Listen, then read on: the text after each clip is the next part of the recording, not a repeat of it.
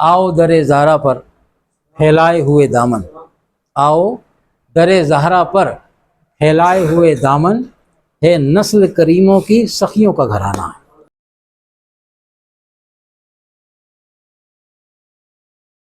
حضرت خاتون جنت رضی اللہ تعالیٰ کے فضائل خوبیاں۔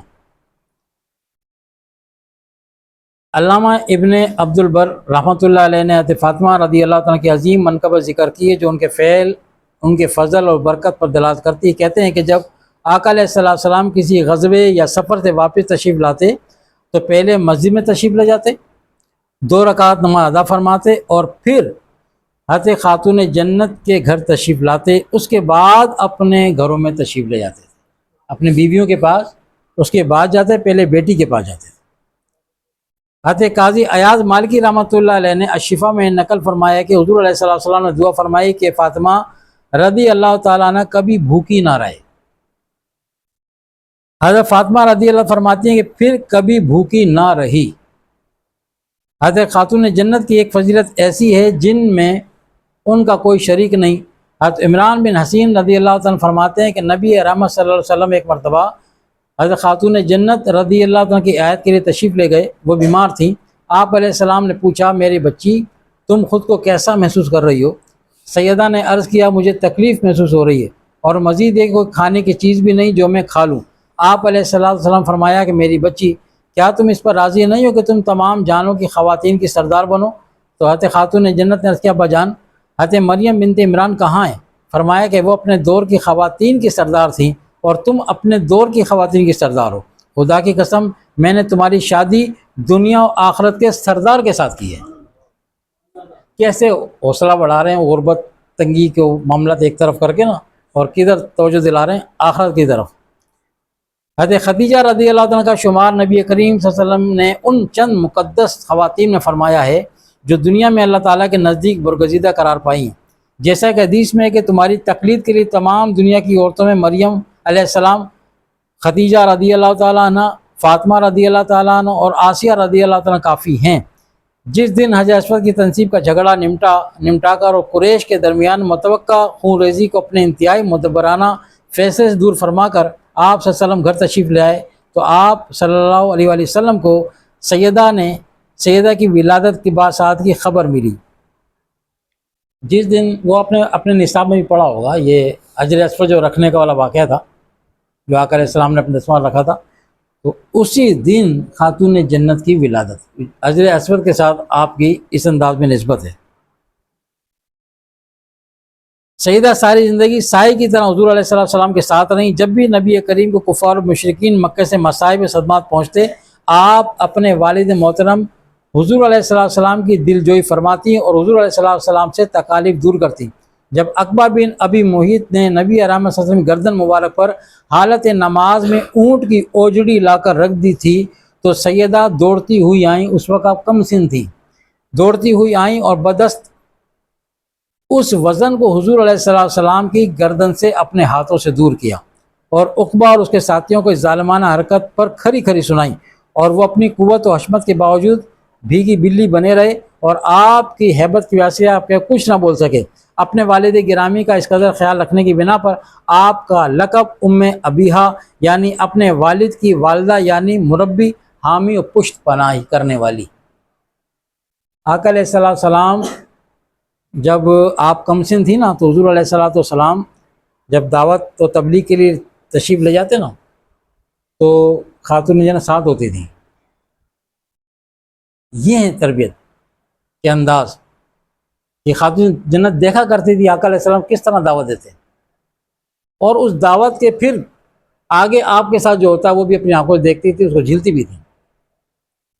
تو آپ نے سفر میں حضر میں خاتون جنت کو اپنے ساتھ رکھا۔ پھر خاتون جنت رضی اللہ تعالیٰ نرسنگ کے شعبے سے آپ وابستہ تھیں، آپ اس کی ماہر تھیں، اور جنگوں کے اندر دیگر خواتین کے ساتھ مل کر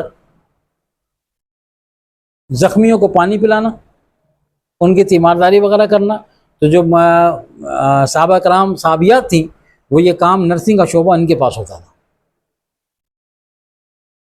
اندرون خانہ رہتے ہوئے جب حالت امن میں تھے تو پھر اپنے اندر اپنے گھروں میں بیٹھ کر پھر یہ صحابیات اور ازواج مطہرات اپنے گھروں میں بیٹھ کر درس و تدریس کا کام کیا کرتی تھی. دیگر خواتین اپنے گھروں بلا کے اور انہیں دین سیکھنا یہ کام کیا کرتی تھی، فارغ نہیں بیٹھتی.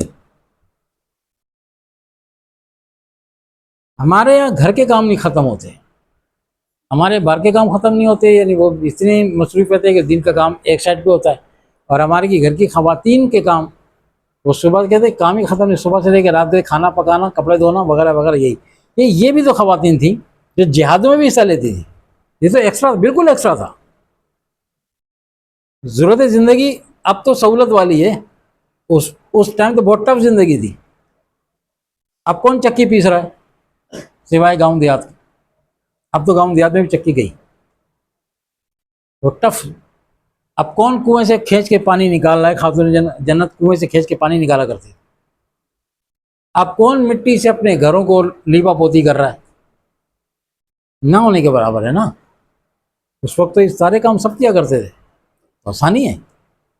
خاتون جنت رضی اللہ تعالی عنہا کہ ذو تقویٰ فقر و غنا جدوسا کا مظہر رتم تھیں آپ. انتہائی فقر و فاقے میں بھی آپ نے صبر کا دامن ہاتھ سے کبھی نہ چھوڑا. انتہائی ذر و احتیاط کے باوجود آپ نے اپنے نفس پر دوسروں کو ترجیح دی اور سائل کو کبھی خالی ہاتھ نہ لوٹایا.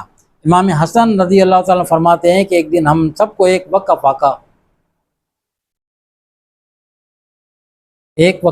فاقے کے بعد، یعنی ایک دن کے کھانے کے بعد، فاقے کے بعد کھانا میسر ہوا. والد محترم علی کرم اللہ وجہ الکریم، میں اور حسین ہم کھا چکے تھے. والدہ ماجدہ نے ابھی کھانا تھا کہ دروازے پر ایک سائل نے سوال کیا، رسول اللہ صلی اللہ علیہ وسلم کی بیٹی پر سلام ہو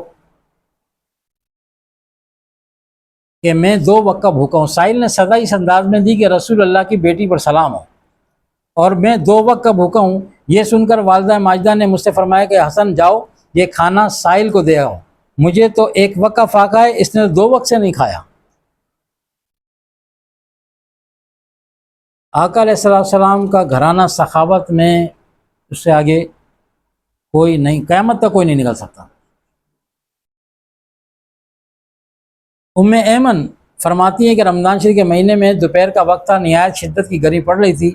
میں سیدہ کے مکان پر حاضر ہوئی، دروازہ بند تھا اور چکی چلنے کی آواز آ رہی تھی. میں نے روزن سے یعنی ایک سوراخ سے جھانک کر دیکھا کہ سیدہ تو چکی کے پاس سو رہی تھی اور چکی خود بخود چل رہی تھی، اور پاس ہی حسنین کریمین کا گہوارہ یعنی جھولا تھا، وہ بھی خود بخود ہل رہا تھا. یہ دیکھ کر میں بہت حیران ہوئی اور اسی وقت رسول اللہ کی بارگاہ میں حاضر ہو کر سارا ماجرا بیان کیا. آقا علیہ السلام نے فرمایا، اس شدت کی گرمی میں فاطمہ روزے سے ہے، پروردگار عالم نے فاطمہ پر نیند غالب کر دی تاکہ اسے گرمی کی شدت اور تشنگی یعنی پیاس محسوس نہ ہو، اور ملائکہ کو حکم دیا کہ فاطمہ کا کام سر انجام دیں یعنی بچوں کا جھولا بھی جھلائیں.